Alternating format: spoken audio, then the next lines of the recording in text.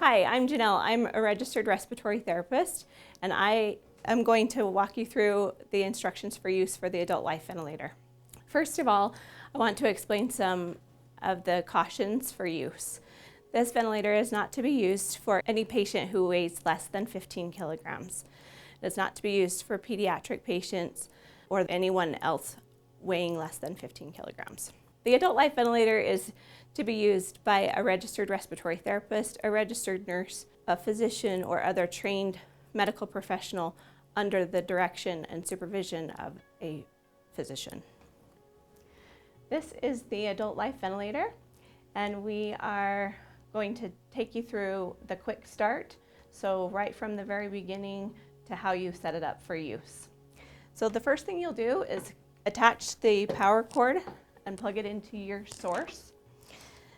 You'll want to make sure that you have the green light that indicates that your power source is connected.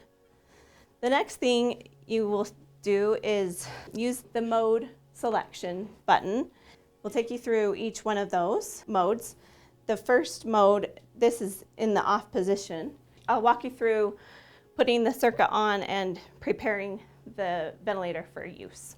So if you take the patient circuit and you'll attach the circuit here. This is airflow to the patient, the top one.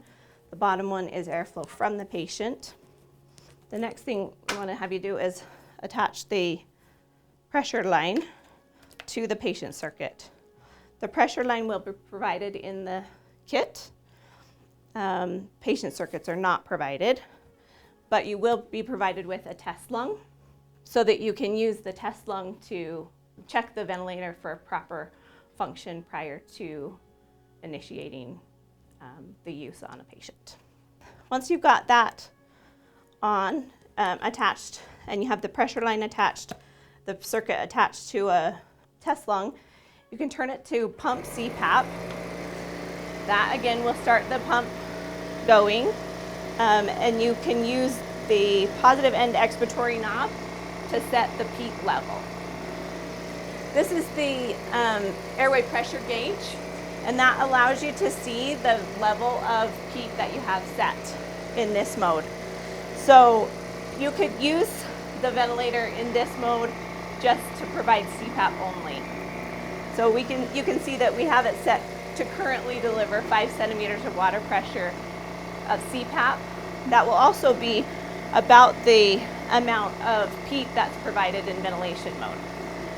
If you move it to pump ventilation, then you can use the peak airway pressure knob to adjust for the inspiratory pressure, and then also the positive end expiratory pressure knob is also active. So you can see over here on the airway pressure gauge that we have, it's delivering approximately